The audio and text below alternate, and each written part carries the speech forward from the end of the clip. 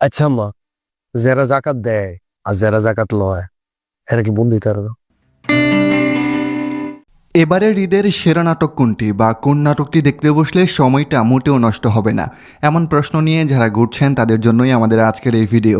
প্রিয় দর্শক, আজকের ভিডিওতে আমরা আপনাদের জন্য ঈদের এমন 6টি মানসম্মত নাটক নিয়ে এসেছি যেগুলো দেখতে বসলে আপনার সময়ের অপচয় হবে না মোটেও।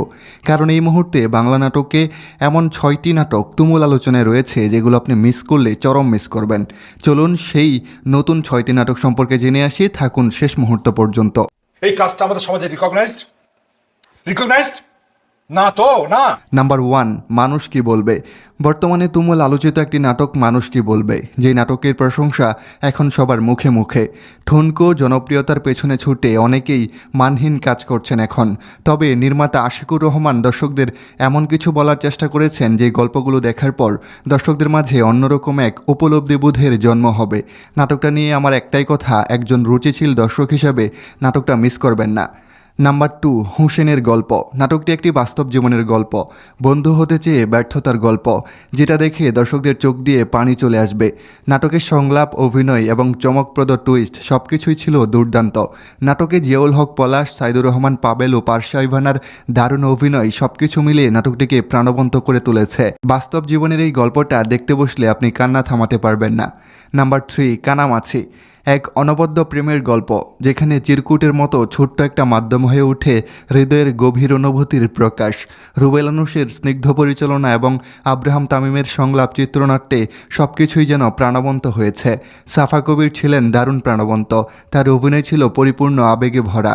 ফারহানের পারফরম্যান্সও ছিল চমৎকার, এক্সপ্রেশন এবং ডেলিভারিতে বাস্তবতার ছোঁয়া মিলেছে। নাম্বার 4, স্বপ্নের শেষ ঠিকানা।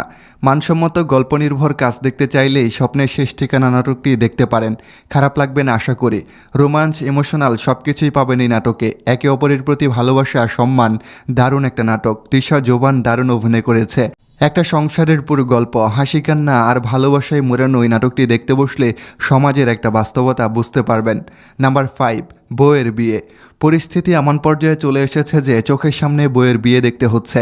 কিভাবে নিজের বউকে অন্যজন বিয়ে করতেছে এটার জার্নি কিন্তু চমৎকার আছে। রুবেল হাসান ভালোভাবেই তা দেখিয়েছেন। চিত্রনাট্যকার মেজবান উদ্দিন সুমন এবং শিহাব শাহিনের কথোপকথন মজার ছিল।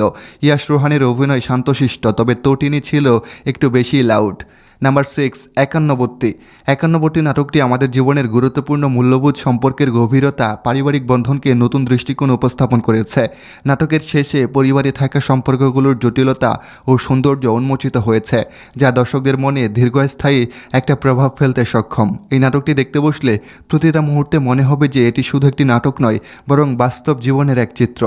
প্রিয় দর্শক, শেষ করছি আমাদের আজকের এই আয়োজন। আজকের তালিকার কোন নাটকটি আপনার কাছে সেরা মনে হলো কমেন্টস করে জানাতে পারেন। দেখা হবে পরের ভিডিওতে। ধন্যবাদ সবাইকে।